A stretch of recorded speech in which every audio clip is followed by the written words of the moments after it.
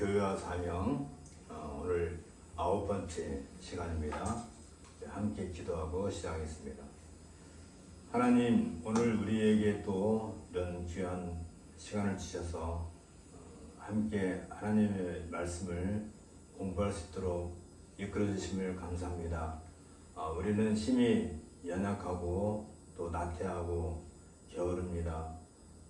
우리를 불쌍히 여겨주시고 언제든지 주의 말씀을 붙잡고 매달리고 또 힘써 배우는 그런 자세를 가지고 우리 인생을 하나님의 말씀 앞에 납작 엎드리고 그럼으로써 주님을 향하여 나아가는 그런 발걸음에 힘찬 그런 은혜를 더하여 주옵소서. 예수님 이름으로 기도합나이다. 아멘. 잠깐 마이크 소리를 좀 정리 좀 해야 될 것 같아요. 오늘은 이제 교회의 품성에 대해서 함께 공부하려고 합니다. 우리가 처음에 생각할 때 인생, 사람으로서 가장 귀한 본분이 무엇인가? 인생의 본분이 하나님을 예배하는 거다. 예배하기 위한 기관으로 이 세상에 존재하고 있는 것이 교회죠. 그리고 이 예배에는 이제 하나님께서 우리들과 은혜를 나누시기 위해서 우리들에게 은혜를 주시기 위한 그 방도가 있다고 그랬죠. 방편, 방법. 그게 뭐냐면 말씀 선포, 말하자면 설교죠. 그 다음에 성례. 성례는 세례와 성찬이 있죠. 그 다음에 기도. 그러니까 이 예배 안에는 이런 내용들이 담겨 있는 거죠. 그렇기 때문에 요렇게 이런 요소들, 예배 요소들을 두는 이유는 이제 오랫동안 교회가 성경을 가지고 이제 성경 안에서 이렇게 해주는 어떤 그 원리 갖다가 이제 규정적 원리라고 그러는데 이 원리 안에서 이제 교회가 찾아내는 거죠. 가장 먼저 교회에서 말하자면 사도시대 교회에서는 주로 성례가 주로 이제 중요한 위치를 차지했죠. 물론 기도는 항상 포함이 되어 있던 거고요. 그러나 이제 종교 개혁 시대를 거치면서 우리가 이 모든 일에 있어서 말씀 선포나 성례나 기도 중에서 어떤 거 하나라도 빠뜨릴 수 없는 것이 말씀이죠. 그래서 이제 종교개혁 시대 이후부터는 주로 이제 이 설교에 좀 더 치중을 하게 됩니다.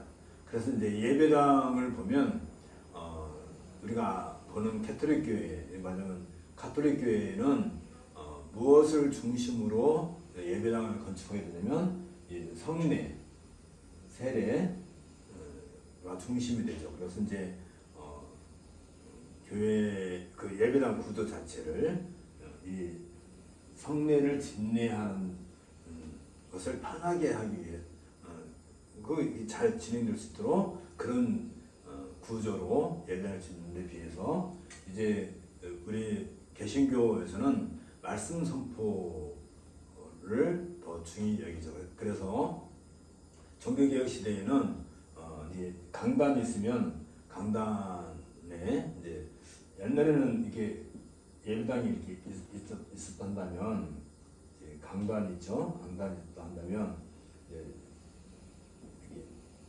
두 개의 단이 설교단이 있었죠. 그러니까 하나는 이제 사회를 보고 하나 말씀을 선포하고 이제 이것도 없애고 이제 나중에는 이제 말씀 선포하는 자를 좀 이렇게 높은 자리에다 두죠. 그래서 이제 계단으로 올라가든지 이렇게 하든지 요즘은 이제 이 단 자체가 워낙 높으니까 다 필요 없고 말씀 선포하는 단위 교회 중심이 없고 뭐 감리교라든지 그런 쪽에서는 아직도 이제 예전을 중심이 하다 보니까 성례전을 중시하다 보니까 이제 그 성찬 기구를 교회당 이 강대상 위에 이렇게 따로 만들어 놓기도 하고 그러죠. 어쨌든 뭐 내가 하고 싶은 얘기는 이제 예배는 이런 것들이 있다 하는 것을 우리가 염두에 둬야 되고, 그러면 이 예배를 가리켜서 다른 말로 말하면 하나님을 즐거워하는 거다. 이 말이 참 우리들 의식구조에서는 엔조이한다, 즐거워한다 하는 이 말이 잘 와닿지 않죠. 우리는 즐거워한다는 것이 도대체 뭐예요? 주로 내가 즐거워하는 거지. 내가 기쁘고 내가 즐겁고 그래서 뭐 재밌는 뭘 찾아도 다니고 주로 이제 우리 관점에서 즐거워하는 것을 얘기하는데, 하나님을 즐거워한다고 할 때는 누구를 기쁘시게 하는 거예요? 결국은 하나님을 기쁘게 하는 거예요. 예배의 중심에는 늘 하나님을 기뻐하고 즐거워하는 거기에 관점이 있는 것이지, 우리를 즐거워하고 내 어떤 뭐라고 할까요? 나의 어떤 그 정신적인 유익, 정신적인 어떤 기쁨, 정신적인 엔조이를 누리기 위해서 예배에 참석하는 게 아니란 말이죠. 일반 종교에서는 종교라고 하는 것이 보통 그 종교가 뭐예요? 우리 인간의 자리에서 어떤 신의 영역을 추구하고 이 신으로부터 무언가 복을 받는다. 이 복을 추구하는 데 목적이 있죠. 일반적인 종교는 늘 복을 받기 위해서 하는 거란 말이죠. 그러다 보니까 늘 이 종교에 있어서 중심은 인간이에요. 사람 중심의 예배가 이루어지게 되죠. 그러니까 신을 기뻐하고 신을 즐거워하는 그런 정신이 아니라 신에게 내 치성을 드리고 그 신으로부터 나에게 어떤 영험을 이렇게, 가장 극단적인 것이 무당들이겠죠. 무당들은 뭘 해요? 무당에게 복지를 주고 무당이 뭐 동쪽으로 가지 마라, 서쪽으로 가지 마라, 뭐 누구를 만나지 마라, 뭐 어쩌라 저쩌라, 어떤 이게 다 내 중심이라 인간 중심의 무엇인가를 추구해 나가는 것을 얘기하는 거죠. 우리가 이걸 중요하게 얘기한다고 했어요. 예배 중심의 삶 할 때 그 예배 중심에서는 늘 하나님을 대상으로 한다. 그런 것이고, 그렇다면 우리는 그러면 왜 존재해야 돼요? 우리는 그러면 하나님을 위한 들러리인가? 그게 아니라 하나님으로부터 우리가 누리고 있는 게 너무 많기 때문에 당연히 우리는 그런 마음을 자주 갖는 것이고, 예배에 임할 때에 가장 먼저 우리가 예배하는 자의 위치라고 할 때 우리는 죄의 고백을 염두에 두어야 된다고 했어요. 왜 죄의 문제를 꼭 염두에 두어야 되느냐 하면, 하나님과 우리 사이에 이루 헤어날 수 없는 간격 때문에 그래요. 도저히 넘어갈 수 없는 간격. 다시 말하면 우리가 알다시피 하나님을 기뻐하고 즐거워해야 되는데, 여기는 말할 수 없는 깊은 간격, 건너뛸 수 없는 그 간격이 있는데, 요 하나님과 우리와의 화합을 이루는 것이 뭐죠? 이게 화평이죠. 화평. 그게 샬롬, 화평, 화합을 이루는 데 있어서 죄의 고백, 또 다른 말로 말하면 속죄라고 하는 것이 있겠죠. 속죄. 우리는 구속과 속죄를 늘 같은 개념으로 얘기할 수 있긴 하지만 속죄를 통해서 그리스도의 구속 같이 나오게 되죠. 내가 속죄할 수 없기 때문에, 내가 속죄할 재주가 없기 때문에, 그래서 그리스도께서 구속을 해주신 거죠. 구속이라는 게 뭐예요? 우리가 잘 알고 있는 거죠. 고엘, 기억나죠? 대신 빚을 갚아주는 거다. 내가 갚을 수 없기 때문에, 예수님께서도 비유로 말씀하셨지만 100데나리온 빚진 자와 1만 달란트 빚진 그 얘기를 하죠. 어떤 사람이 왕에게 1만 달란트를 빚을 졌는데, 1만 달란트라고 한다면 우리는 상상할 수도 없이 큰 빚이죠. 그걸 탕감을 받았는데, 탕감을 받고 여기 나왔는데 자기한테 100데나리온이면 석 달 정도의 100일 정도의 그 품삯에 해당되는 거니까 그것도 큰 돈이긴 하죠. 근데 그 평생 갚아도 갚을 수 없는 1만 달란트 빚을 진 것을 탕감받았는데, 자기한테 100데나리온 빚진 자를 만나가지고 그를 용서하지도 않고 그를 감옥에 쳐넣어서 빚을 갚으라고 한다는 거, 그런 얘기 하는 것처럼. 그러니까 도저히 우리는 1만 달란트라고 하는 우리가 갚을 수 없는 큰 빚을 주님께서, 우리 예수님께서 대신 갚아주셨다. 그래서 이제 구속에는 이것도 이제 대속이라고 그러죠. 대리, 속죄, 대속의 개념 속에서 이해가 될 거예요. 자, 이게 왜 중요하다고요?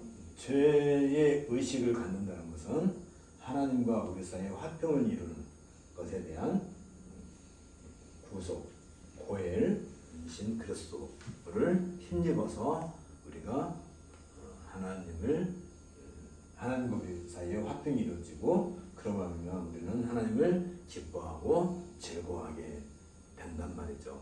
이런 개념이 전제되어야 예배에서 참된 기쁨을 누리게 되는 것이죠. 그랬을 때 여기에서 중요하게 여겨야 될 것은 뭐냐면 이 교회의 위치예요. 우리가 이런 과정을 통해서 이제 교회의 한 회원이 되고 교회로 이제 관심을 가져야 될 텐데, 교회는 무엇을 위해서 존재한다고요? 오로지 예배를 위해서 존재한다고 했어요.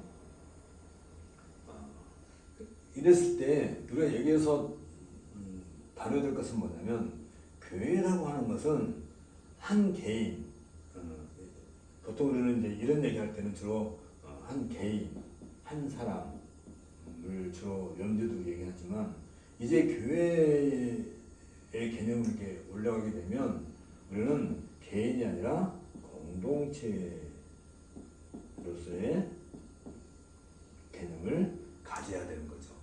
그러니까 시편이라든지 그 죄를 고백하는 그 시편 기자들의 그 시편의 그 기도들을 보게 되면, 나 한 사람의 어떤 경험을 전제로 하는 일은 거의 없어요.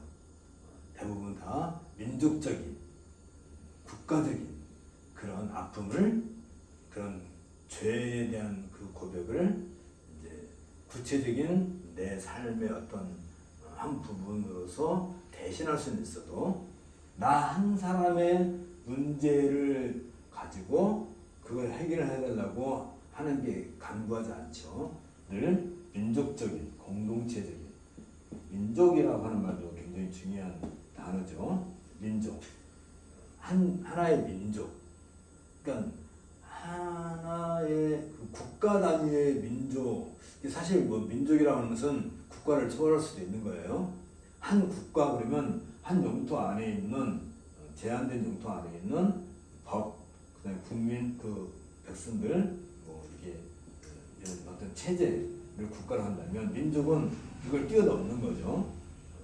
그래서 우리가 대한민국 할 때 그 한민족이라고 하는 것을 우리가 한민족이라고 할 때 이 한민족이라는 것이 하나의 민족이라는 뜻이 아니에요. 하나의 민족이라는 것이 아니라 대한민국의 국민들이다, 백성들이다 한다는 점에서 한민족인데, 그렇다 한다면 이 민족 단위의 개념은 어디까지 확장되냐면 우주적인 범위까지 확장이 된단 말이죠. 그래서 아담 이후부터 지금까지 하나님의 백성, 아브라함 후손이 된 모든 하나님의 자녀들을 하나의 민족 단위로 볼 수 있는 거예요. 그렇게 확장이 되는 거죠.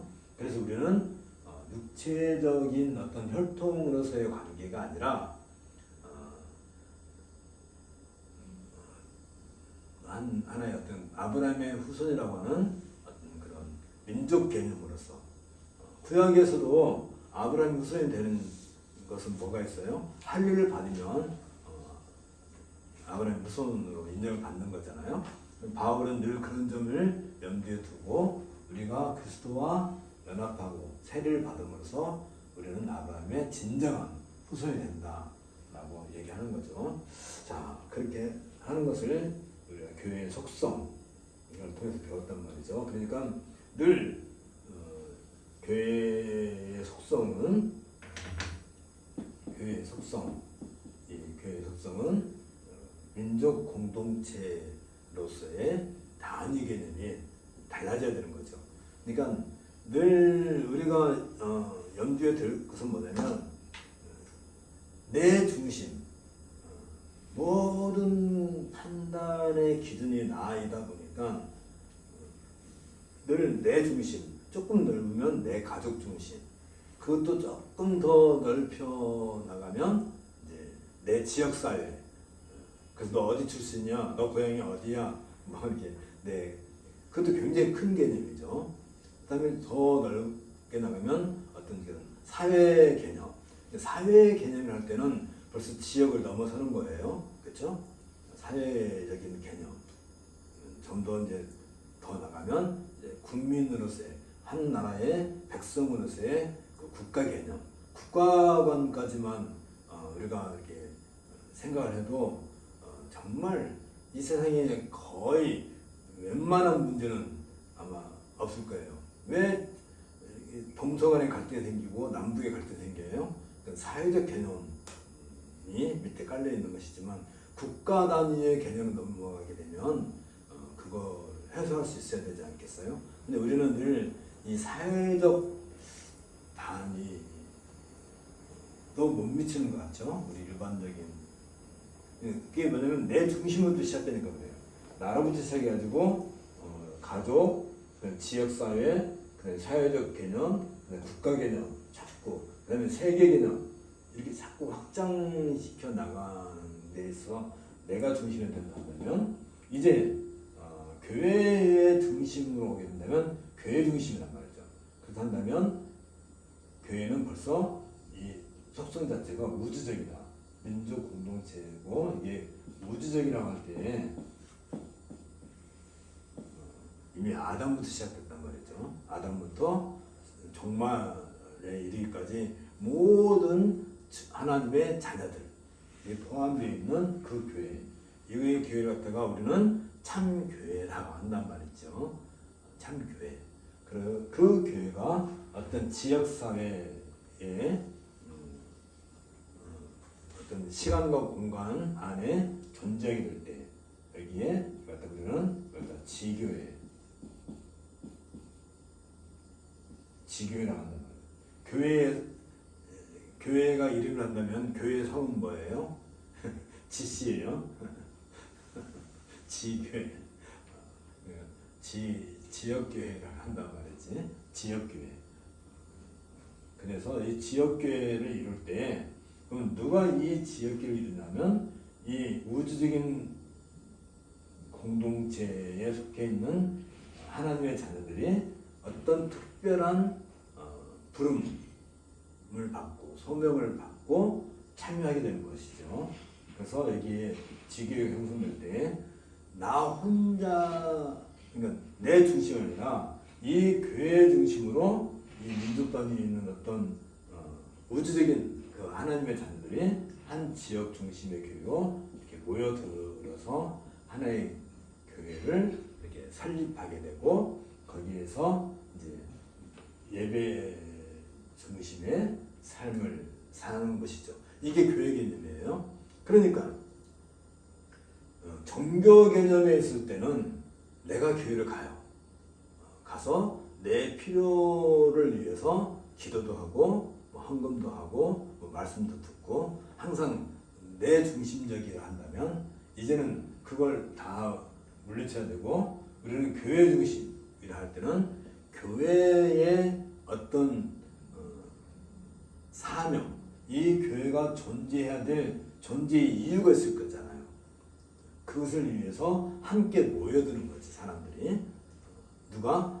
주님의 자녀들이 한 자리에 이렇게 모여서 그 중에 가장 먼저가 예배라고 했죠. 예배. 그러면 이 예배는 아까 얘기했지만 말씀, 성례, 기도 그랬는데 이 예배의 가장 핵심적인 요소가 뭔가? 물론 하나님을 기뻐하고 즐거워하는 하나님 중심적이어야 되는데 핵심적인 요소로서 주어진 것이 말씀이란 말이에요. 말씀. 그러니까 예배와 말씀은 교회를 구성하는 가장 중요한 두 요소라고 할 수 있을 거예요.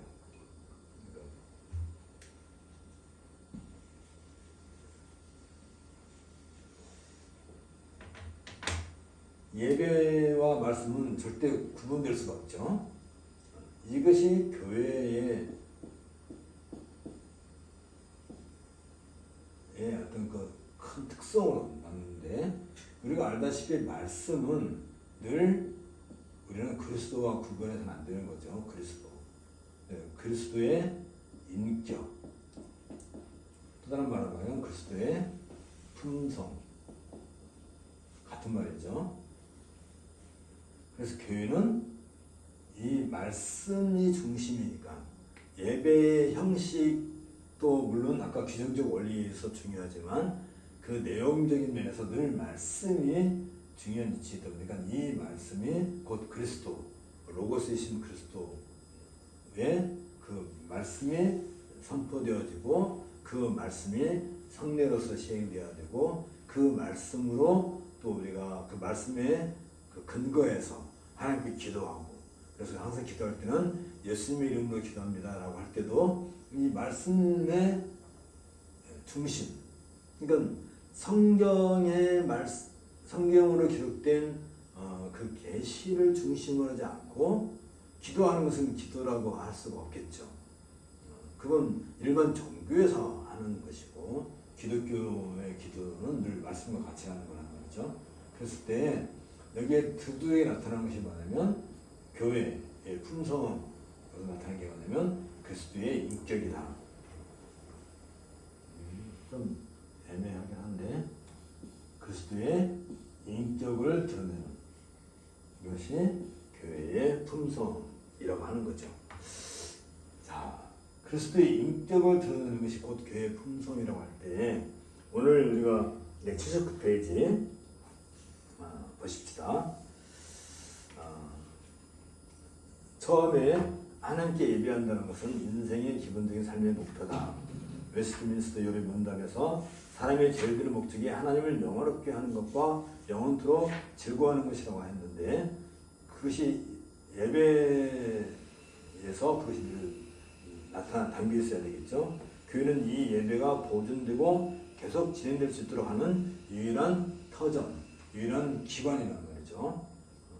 하나님께서 교회를 세우시는 궁극의 목표는 이처럼 하나님을 영원롭게 하는 그런 것이다. 이것은 이제 지금까지 설명한 내용이고요. 그리고 이제 하나님은 교회를 통해서 하나님께서 창조하셨던 에덴 동산의 나라를 회복한다. 물론 회복한다고 할 때는 에덴 동산을 그대로 회복하는 것이 아니라 본래 하나님께서 에덴 동산을 얼마나 아름답게 만드셨는가 하는 것을 우리가 알잖아요.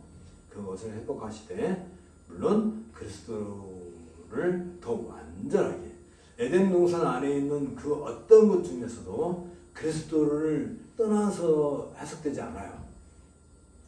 뭐 거기에 등장한 뭐 생명나무, 뭐 선악과 또 아담과 하와, 아담의 갈비에서 취해서 하와를 탄생하게 하는 거, 이게 남녀라는 것이 그리스도와 교회의 관계, 또 뭐 거기 강이 흐르고 생명강이 흐르고 뭐 이렇게 뭐 모든 것들 어느 거 하나도 그리스도를 드러내지 않는 게 없단 말이죠. 그것이 가장 완성된 모습으로 등장하게 된 것이 이제 새하늘과 새 땅에서의 새로운 성전이 되긴 하겠지만 그 자체가 그리스도란 말이지.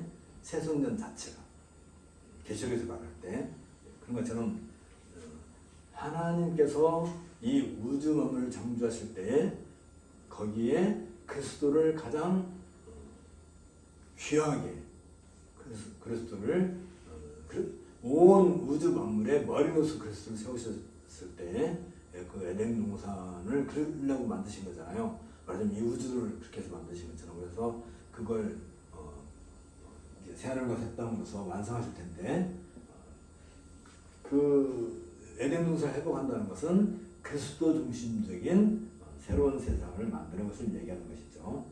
그래서 이러면서 교회는 이 세상에 존재하는 하나님 나라의 유일한 상징이다 할 때 이 교회는 곧 그리스도의 품성, 그리스도의 인격을 이 우주에서 드러내는 유일한 기관으로서 하나님의 나라를 구현하는 유일한 기관이다라고 말할 수 있죠. 그래서 하나님의 영광과 통치의 은혜를 보존하고 드러내는 터로서 교회는 이 땅에 현재에 세워진 하나님의 나라인 것이다 라고 우리가 말할 수 있는데 그 하나님의 나라는 참 사랑과 평화가 유지되고 발현되어야 한단 말이죠. 어디에서? 교회에서. 그런데 참 사랑과 평화는 오직 그리스도 안에서만 드러나는 특성이겠죠. 그래서 교회는 교회의 본체이신 그리스도의 성품을 충분히 드러내는 곳으로 무엇보다도 그리스도의 품성을 닮아가야 된다라고 할 때 바울은 이걸 가르쳐서 뭐냐면 교회는 그리스도의 몸이다 라고 하고 그리스도는 교회의 머리다 라고 할 때 이건 하나인 거죠. 그러니까 한 사람을 놓고 본다면 머리도 몸의 일부이긴 하겠지, 그렇죠? 그랬을 때 예를 들면 이제 한 사람의 어떤 인격, 품성을 드러내는 데 있어서는 손으로 인격을 드러내나요? 아니면 어떤 발로 인격을 드러내나요? 아니면 뭘로 우리의 인격을 드러내나요? 우리의 전 인격은 내 자신의 어떤 생각, 그 다음에 어떤 행동, 그 모든 걸 포함하는 거죠. 말로는 굉장히 고상하고 품위 있게 얘기하는데 손과 발은 아주 지저분한 어떤 일을 하고 있으면 이게 말이 안 돼. 말이 될 수도 있죠. 물론 뭐 나쁜 건 아니겠지만 어쨌든 그게 언행일치라고 이제 보통 그렇게 말하는데 그 사람의 인품은 그 사람의 삶의 어떤 그 시츄에이션, 그러니까 삶의 어떤 그 형태로서 나타나게 되겠죠.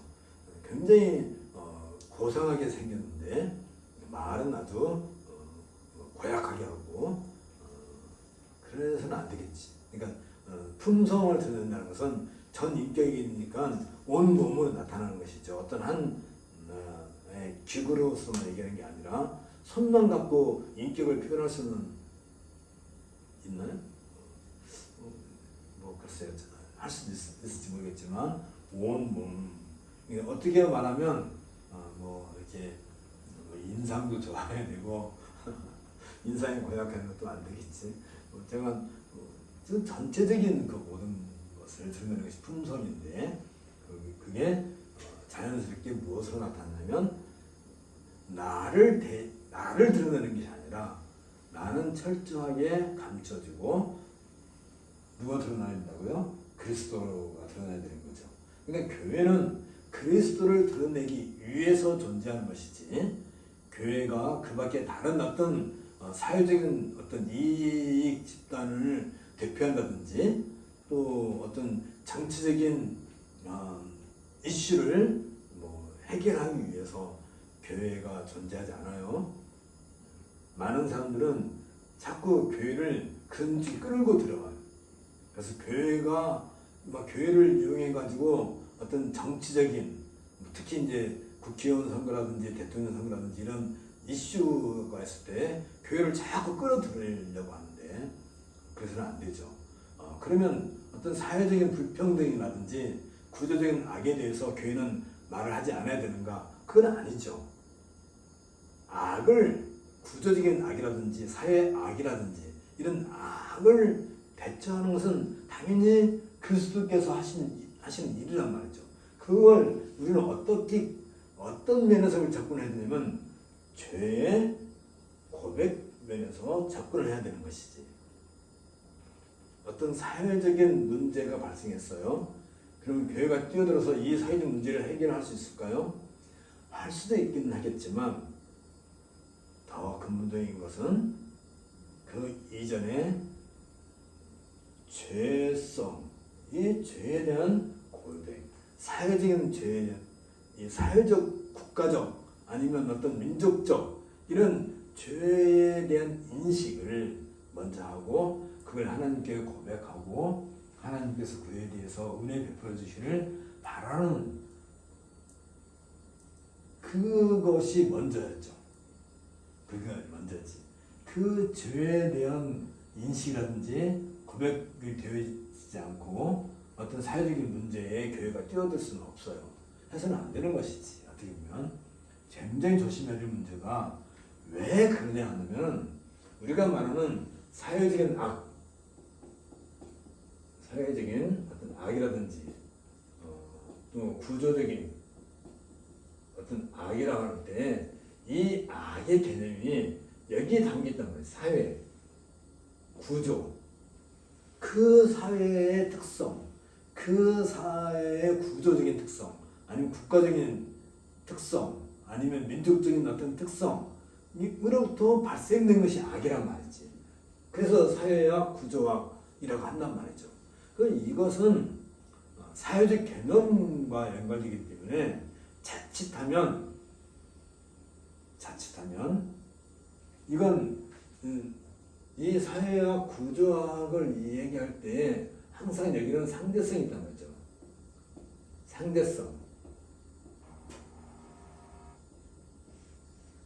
상대성이 뭐냐면 어떤 정치적인 이유 때문에 아니면 경제적인 이유 때문에,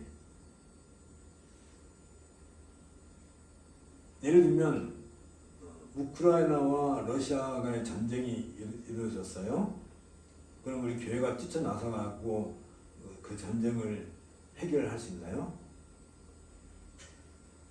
다른 말로 말하면 어떤 사회의 어떤 집단, A라는 집단과 B라는 집단의 정치적인 견해 때문에 혹은 어떤 이익, 경제적인 이익 때문에 대립이 됐을 때 교회가 할 일이 뭐예요? 그러면 이 사회의 악을, 구조악을 해결하기 뛰어들면 A라든지 아니면 B라든지 둘 중에 하나의 편에 쓸 수 있겠느냐 할 때 내가 생각할 때는 나는 A가 옳아. 그러니까 B는 나쁜 거야 라고 생각할 수 있을지 모르지만 그조차도, 그 판단조차도 내가 가지고 있는 어떤 사회적인 또 구조적인 또는 역사적인 지역적인 어떤 이유 때문에 오류가 생길 수가 있는 거예요.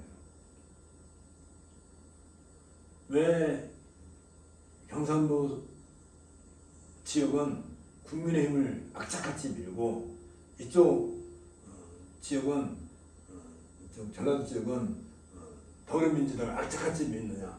그럼 누가 더 민주적이고 누가 더 국민들을 위한 정당인가? 라고 할 때 사실은 두 정치 집단은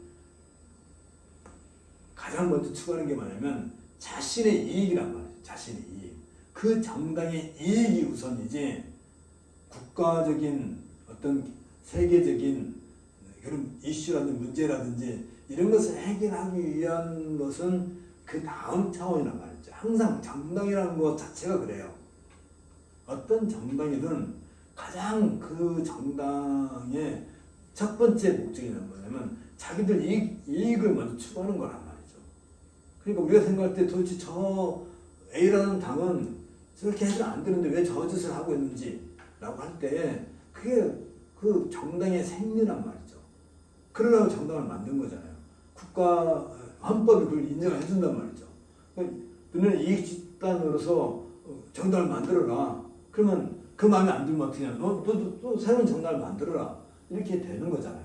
그러니까 우리는 A라는 정당, B라는 정당 어느 한쪽을 지지하고 상대방을 반대하고 하는 것은 뭐 개인의 어떤 이유, 자유로 할 수 있을지 모르지만 그게 민족적인 것을 넘어선 우주적인 교회 차원에서 바라볼 때는 어떤 문제가 발생했을 때 A라는 집단, B라는 집단의 어떤 문제성을 우리가 보게 됐을 때는 어느 한쪽에 치우치는 것이 아니라 이런 사회적인, 구조적인 그 밑에 깔려있는 죄성, 인간의 죄성에 대해서 먼저 탄식을 하고 아파하고 하나님께 고백하고 하나님의 은혜를 구하는 것이 먼저란 말이죠. 심지어 바울 사도는 국가 권력에 순종하라고 그래요. 왜? 그 국가 권력을 세우신 이유가 악한 자들을, 물론 국가 권력은 두 가지 일을 해야 되죠. 하나는 교회를 잘 이렇게 악으로부터 보존하게 하는 일, 그리고 악을 제어하는 일을 하라고 만든 것이지만 때로는 이 사회가 이 백성들의 수준이 아주 그냥 크게 치닫했을 때는 때로는 독재자를 보내서 하나님께서 독재를 세우셔서 그 사회를 징벌하는 도구로 사용도 하신단 말이죠. 우리 내가 좀 얘기할 때가 아닌데 그랬을 때 가장 다시 원론 돌아가서 교회는 늘 그리스도의 품성을 드러내는 곳이다 라고 하는 얘기를 하다 보니까 지금 여기까지 나간 거예요. 교회는 그런 일에 뛰어들기 전에 하나님께서 우리를 불쌍히 여겨주시고 이 사회적인 악을 제거해 주시기를 기도해야 될 것이에요. 그 얘기 하다 보니까 나온 것이고, 그러면 이제 교회는 이제 이 그리스도 머리이신 그리스도와 몸인 교회가 하나의 유기적인 인격체로서 존재하는 것이죠. 자, 81페이지로 넘어와서 그러면 우리가 하나님을 예배하는 이 자체가 교회로서 모여서 예배하는 것은 당연한 것이겠죠. 그건 그런데 여기에서 근본적으로 우리가 따져야 될 것이 뭐냐면 하나님을 예배하는 데 있어서 이 부분을 하나님 아까 기뻐하고 즐거워하는 것이 있는데, 하나님을 예배한다 라고 하는 말은 또 다른 말로 말하면 하나님을 사랑한다 는 말로 그러니까 예배하는 것과 하나님을 사랑하는 것은 같은 것이지, 하나님을 사랑한다 하면서 예배하지 않는다든지, 예배는 하는데 하나님을 사랑하지 않는다든지 있을 수 없는 거죠.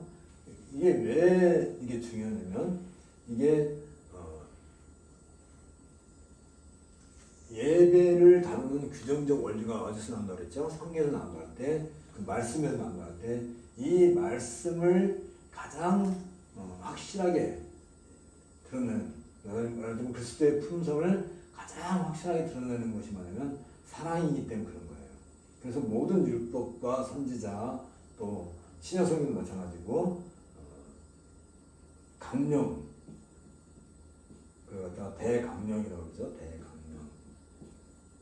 대강령은 하나님을 사랑하고 내 이웃을 내 몸과 같이 사랑하라 라고 하는 이걸로 드러내는 말이죠. 그러니까 예배와 사랑은 항상 같이 있는 것이지, 그리고 특별히 예배라고 할 때 교회의 어떤 정해진 시간에 하는 공적 예배뿐만 아니라 일상의 삶 자체도 하나님을 예배하는 것인데, 그걸 단말 말하면 하나님을 사랑하는 것이고, 하나님을 사랑하면 예배의 주체가 되는 모든 성도들을 사랑하는 걸로, 그게 이제 이웃 사랑으로 드러나게 되는 것이죠. 그래서 이게 이제 오늘 우리가 몇 가지 예를 들고 있는데, 그 사랑이 도대체 무엇인가 라고 할 때는 그냥 사랑이 아니에요. 율법의 대강령에 근거한 사랑인 것이죠. 대강령이 나올 때 이게 이제 십계명에 포함되는 거고, 또 특별히 이 십계명은 우리가 어떤 면에서 더 이해를 했냐면 신해산 언약 개념에서 이해를 해야 되는 거죠. 신해산 언약은 누구와 맺은 언약이에요? 하나님과 출애굽한 이스라엘 백성 사이에 맺은 언약이 신해산 언약이시죠. 신해산 언약의 그 핵심적인 내용이 이제 대강령으로 나타나는 십계명이고, 이 십계명의 기본 정신은 신명기의 6장 4월 6절에 있는 것처럼 하나님과 내 이웃을 사랑하는 것이지. 이런 것이 같이 가는 것이지 어느 것 하나를 구분할 수 없어요. 그러니까 신해산 언약은 누구에게 줬냐면 하나님을 예비하는 이스라엘 공동체에게 주어진 거죠. 그게 신해산 언약을 한다면, 이 신해산 언약과 이건 이제 구약의 민족적이 한다면 신해산 언약과 하나님 위해서 새 하늘과 새 땅을 이루는 새 언약이 있죠. 새 언약. 이건 이제 옛 언약이라고 그러고, 이건 새 언약이라고 그래요. 어떤 무식하신 분이 하는 얘기를 들었어요. 옛 언약이, 이건 옛 언약이니까 새 언약이 주어지면 옛 언약은 없어야 된다, 파기됐다 라고 얘기한단 말이죠. 아주 유명한 분이 그런 얘기를 한단 말이죠. 방송에서 아주 입에 거품을 물고 이런 강의를 하는 걸 내가 봤어요. 옛 언약은, 새 언약이 주어졌으니까, 이게 새 언약은 예수 그리스도에서 주어졌기 때문에 이 옛 언약은 이제 파기됐다, 없어졌다. 그러니까 이 모든 율법은 이제는 다 폐기해야 된다. 다 폐기해라는 거예요. 그러면 이 언약, 옛 언약의 핵심 메시지가 뭐예요? 하나님을 사랑하는 것과 내 이웃을 내 몸을 사랑하는 것이라 한다면 이걸 다 폐기하라는 말이에요. 새 언약이 주어졌으니까. 근데 새 언약 정신이 뭐예요? 새 언약이, 이게 이제 새 언약 정신이 어디서 나와요? 산상수훈에서 나오죠. 산상수훈에 주어지는 말이지. 누구에게 주어지는 거예요? 신해산 언약은 출애굽한 이스라엘 백성들에게 주어졌다면, 산상수훈은 죄로부터 구원을 받은 새로운 민족, 다시 말하면 교회에게 주어지는 것이죠. 그러면 신해산 언약도 산상수훈도 다 교회에게 주어지는 것이고, 똑같은 하나님 사랑과 이웃 사랑을 기본적인 강령으로 삼고 있단 말이죠. 산상수훈의 가르침도 똑같은 거예요. 그래서 율법과 선지자를 폐하러 온 것이 아니라 완성하기 위해서 왔다고 예수님께서 아예 못을 먹는단 말이죠. 그러면 여기에서 우리가 늘 얘기를 해서 뭐냐면, 요 신해선 엣 언약이니까 이 엣 언약, 새 언약 해서 이 엣 언약은 이제는 없애야 된다라고 말하는 이것은 무식한 얘기고, 사실 이 언약은 신해선 언약은 더 올라가면 어디까지 올라가요? 아브라함의 언약부터 시작되는 거잖아요. 아브라함의 언약은 더 어서 올라와요? 노아의 언약이 시작되는 거잖아요. 노아의 언약은 더 올라가요? 아담의 언약까지 가는 거예요. 이게 한 몸인 것이지. 유기적인 한 몸인 것이지. 그런 미안합니다.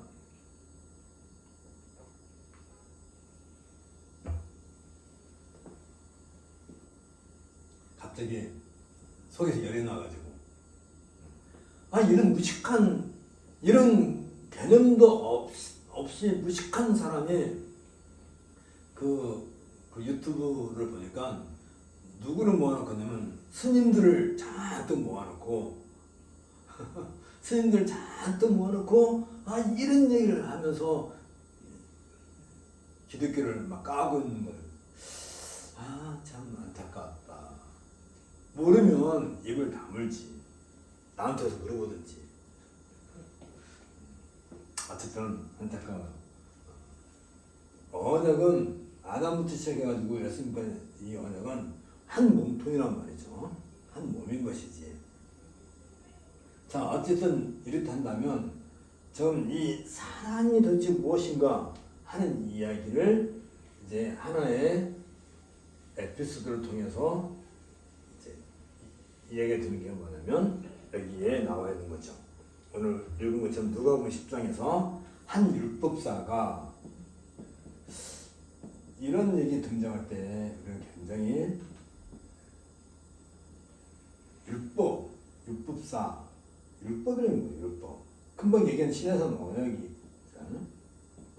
신해선 언약, 우리가 주어진 게 율법이잖아요. 그 정신이 뭐예요? 하나님을 사랑하는 것이다. 그러면서 이 예수께 나와서 선생님, 내가 무엇을 하여야 영생을 얻을 것입니까? 왜 율법사가 사랑을 이야기하지 않고 영생을 얘기할까? 영생은 모든 사람들이 추구하는 종교적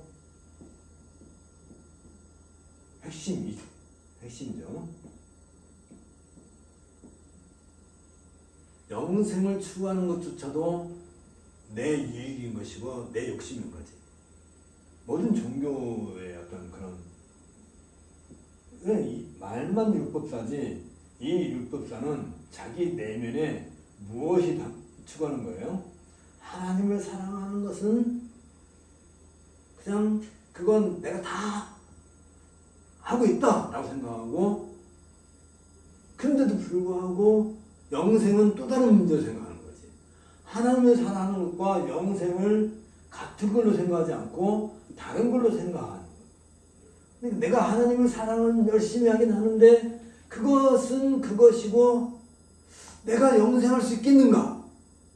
라고 할 때 여기에 이 율법사가 예수님을 찾아올 때 이미 이 율법사는 무엇을 염두에 두냐면 예수님을 향해서 예수님이 하나님의 아들이라고 그러고 하나님의 말씀을 제대로 바르게 가르친다고 그러는데 내가 너보다 못할 게 어디 있느냐? 나는 학벌로나 인품으로나 뭐 가정적으로나 뭐 민족적인 어떤 족보나 모든 면에서 근본 없는 예수보다 내가 하나도 쉽게 말하면 거치지 않은 게 없다. 쉽게 말하면 내가 너보다 뛰어난 존재다, 인물이다 하는 것을 자랑하려고 한마디로 말하면 몇 가지인 게 영생에 대해서 알아? 라고 묻는 거란 말이죠.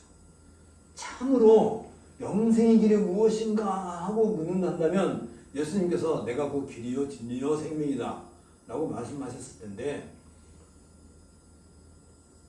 영생이 도대체 뭐냐 라고 툭 내던진 것은 너가 영생을 알아? 하는 그런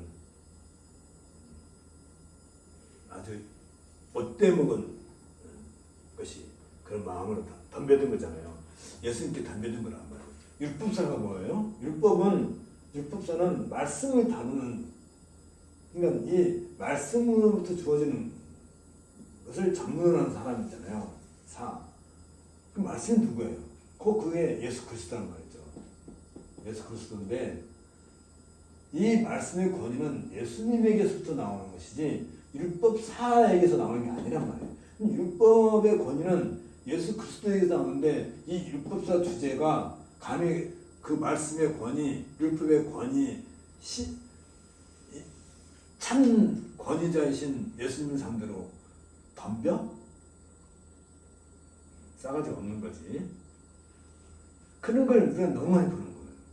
소위 잘 나간다고 하는 그런 그 강사, 아까도 얘기한 것처럼 스님들 잔뜩 모아놓고 뭐 언약은 폐기됐고 뭐 어쨌든 그 언약의 주인공이 누구냐고요. 그 언약의 주인이 누구냐 말이죠. 그분을 모르고 지 마음대로 뭐 신학서적을 살펴보고 뭐 성경을 몇 번 읽었는지 모르겠지만 좀 읽어보고 했을 때 내 중심으로 감을 따져드는 것이 이 율법사가 행했던 그 악을 요즘도 수많은 신학자든지 아니면 법학자든지 아니면 경제학자들까지도 아니면 무슨 사회학자든지 무슨 박사들이 나서가지고 자기가 뭐나 아는 것처럼 감히 하나님을 무시하려고 하고 도전하고 예수 그리스도 탄생에 대해서도 의문을 제기하고 어떻게 하나님이신 그분이 인간의 몸을 입을 수 있느냐는 식으로 따져묻고 있을 수 없다고 그러고 참된 권위자가 하신 말씀에 대해서 자꾸 토를 갈고 이해를 제기하는 그 자체가 아주 사악한 그런 것들이 한 집단을 이루게 되면 그게 구조적인 악이고 사회적인 악을 만드는 거란 말이죠. 요즘에 페미니즘 또 뭐 성차별 문제 뭐 이런 얘기 자꾸 하는데 이게 사회적인 악으로 자리잡게 된 근본적 이유가 뭐예요? 인간을 만드신, 인간을 이 땅에 내신 하나님에 대해서 알지 못하니까. 그리고 심지어 어떤 목사들은 하나님은 사랑이시기 때문에 성소수자들도 사랑하신다. 아 맞아요. 누가 사랑하지 않는데요.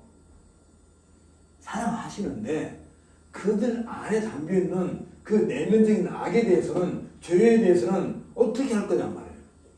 왜 이 문제는 다루지 않고 그들의 인격을 존중해야 되고 그들도 권리가 있다. 그 권리를 해줘야 되고 인정해줘야 되고 그러니까 기독교적인 페미니즘, 기독교적인 무슨 뭐 이런 성차별 문제를 다룰 때 가장 근본으로 다루어야 될 인간의 죄성에 대해서는 입을 꽉 다물어 버리고 사회적인 어떤 현상이라든지 거기에 또 정치적인 것을 개입시키잖아요.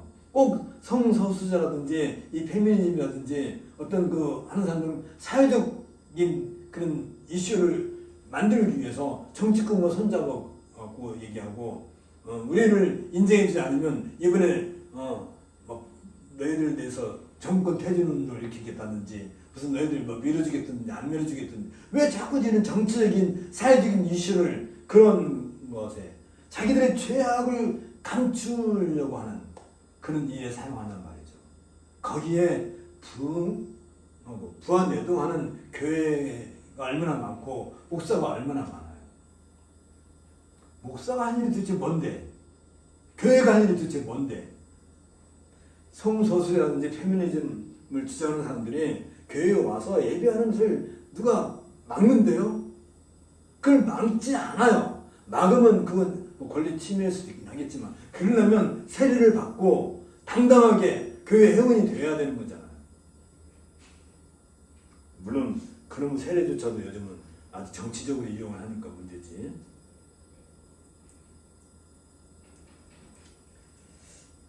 꼭 그건 똑같아요. 이 율법사가 지금 이 율법을 다뤄야 될, 율법의 참된 정신을 다뤄야 될 율법사가 감히 율법의 근본이 되신 예수님을 상대로 너가 영생을 아느냐? 너가 구원을 아느냐? 너가 사랑을 아느냐? 목사가 꼭 그 짓을 하는 거고 소위 학박사들이 그런 소리를 하는 거란 말이지.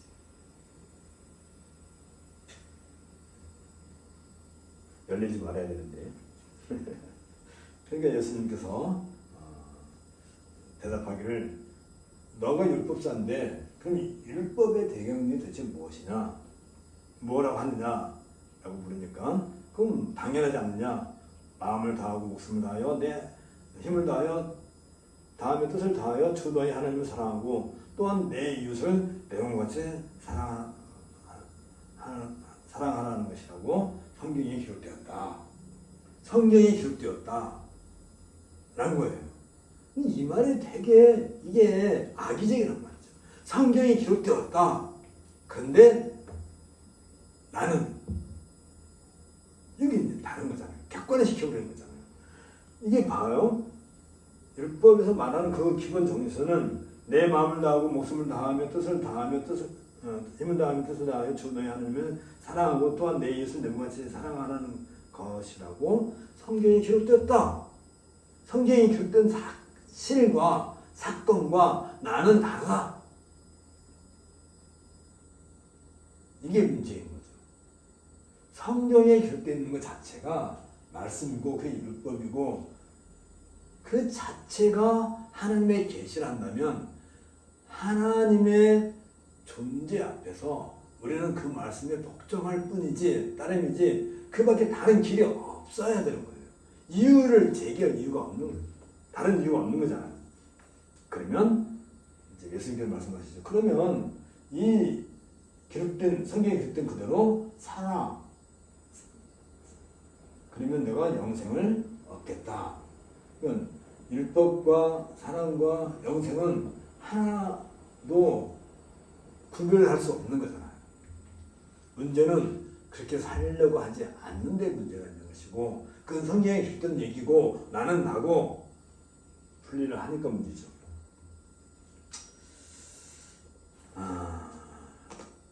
이거 참 얘기하다가 너무 얘기가 많이 가버렸네. 자, 80페이지 넘어갑시다.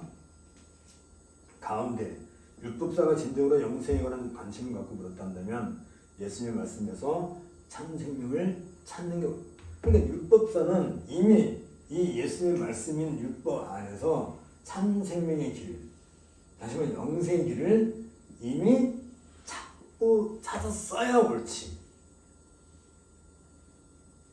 근데 우리는 그걸 하나의 학문적인 어떤 내 호기심의 대상으로만 여기고 율법사가 될 수도 있고 목사가 될 수도 있고 신학박사가 될 수도 있고 권사도 될 수 있고 집사 될 수 있고 교인도 될 수 있는 것이고 사회운동가 될 수 있는 거고 페미니스트도 될 수 있는 것이고 그런 거잖아요.